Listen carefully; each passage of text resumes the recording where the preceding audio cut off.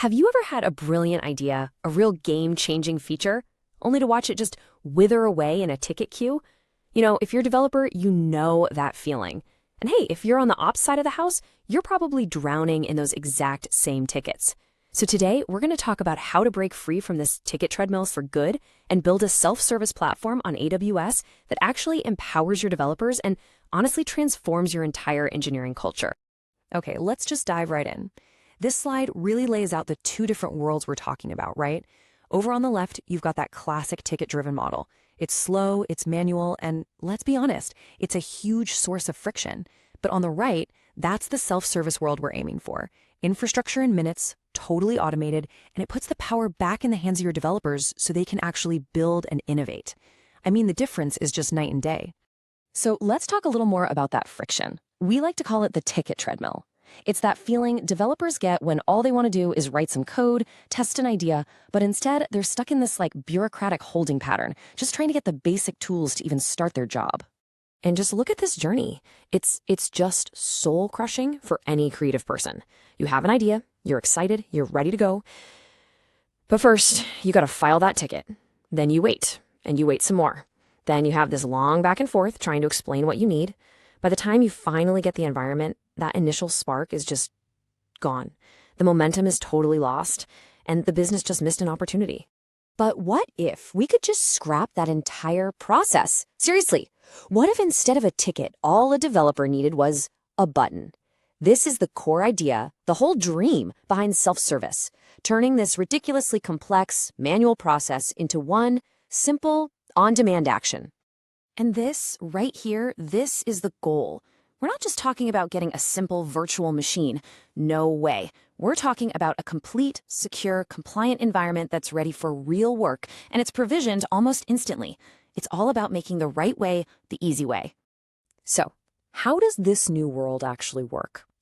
Well, it all starts with that spark, an idea, that little what-if moment that could be the next big thing for your company. Instead of opening up a ticketing system, they just go to a simple internal portal, a place designed specifically for them. And that's it. One click. A single intentional action that kicks off this powerful automated workflow behind the scenes. That's the user experience we're designing for. So the big question is, how do we actually make this dream a reality? All right, let's look under the hood at the architecture that actually powers this thing. The whole goal is to create what you can think of as an infrastructure vending machine. Where developers can just select what they need, push a button, and the platform delivers it automatically, no questions asked. The entire system, the foundation it's all built on, is infrastructure as code, or IAC. What that means is that every single piece of our environment is defined in code, which makes it repeatable, versionable, and totally auditable. And it's all executed through automated CI/CD pipelines, which is what gives us that incredible speed and consistency. Now in AWS, you've got a few key ways to build this front door. If you look at the table here, you'll see the main approaches. First, you've got AWS Service Catalog.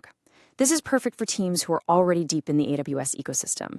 It lets you create this curated portfolio of pre-approved services. Next, there's Service Catalog App Registry, which is fantastic for organizations that need to see everything from an application-centric point of view. And finally, for the ultimate flexibility, you can build a completely custom internal portal.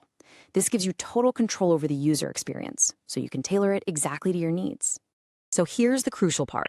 When a developer clicks that button, they're not just getting an empty box. The platform automatically spins up an entirely separate, secure AWS account, a pre-configured network with a VPC, exactly the right access permissions with IAM roles, and a whole standard set of tools for logging and monitoring.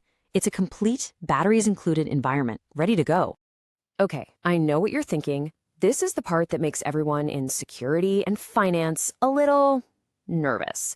How do you give developers this much freedom without it just turning into total chaos or blowing up the budget? The answer is simple. Guardrails. You build a safe playground. And these here, these are the fences for that playground. Your baseline network is secure by default. The IAM roles give just enough permission and not an ounce more. You set up budget alerts so there are no surprise bills, and you have automated policies to clean up old, unused sandboxes. And at the very top, you have service control policies acting as hard limits, making sure nobody can accidentally break the really important rules. See? Freedom and control, they can coexist.